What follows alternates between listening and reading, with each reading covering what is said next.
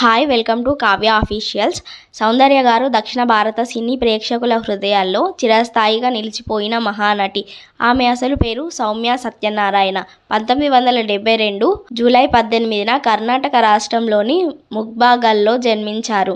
సౌందర్య గారు తెలుగు, తమిళ, కన్నడ, మలయాళ భాషల్లో 100కు పైగా సినిమాల్లో నటించి అపారమైన అభిమానాన్ని సంపాదించారు. ముఖ్యంగా తెలుగు సినిమాల్లో ఆమె నటనకు ప్రత్యేక గుర్తింపు ఉంది. సౌందర్య గారు సాధారణ గ్లామర్ పాత్రలకే పరిమితం కాకుండా కుటుంబ కథా చిత్రాలు, దేవి పాత్రలు, బలమైన మహిళా పాత్రలలో అద్భుతంగా నటించారు.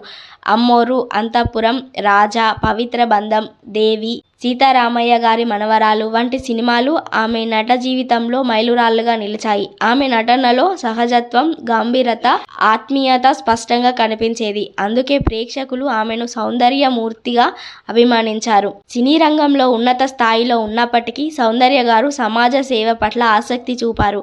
2003-2004 కాలంలో ఆమె రాజకీయాల వైపు ఆకర్షితులయ్యారు. భారతీయ జనతా పార్టీ బీజేపీ తరపున ప్రచారం చేయడానికి అంగీకరించారు. ఆమె ప్రజల్లో మంచి పేరు సంపాదించడంతో పార్టీ నాయకులు ఆమెను ప్రచారానికి విస్తృతంగా వినియోగించారు.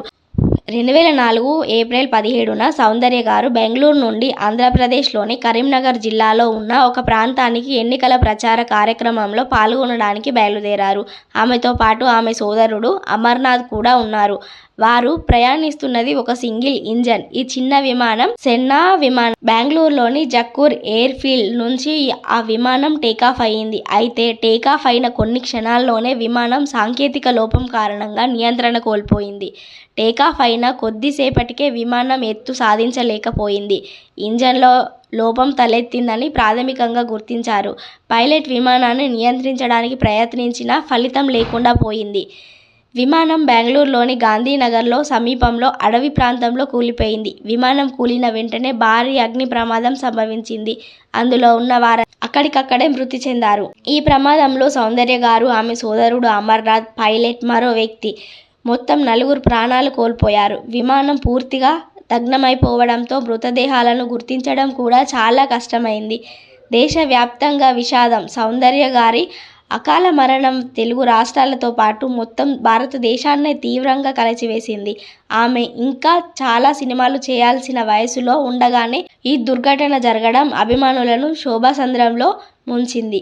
సినీ ప్రముఖులు, రాజకీయ నాయకులు, అభిమానులు కన్నీటి నివాళులు అర్పించారు. ఈ ప్రమాదంపై అప్పట్లో కొన్ని అనుమానాలు కూడా వ్యక్తమయ్యాయి. అయితే directorate general of civil aviation చేసిన విచారణలో ఇది పూర్తిగా సాంకేతిక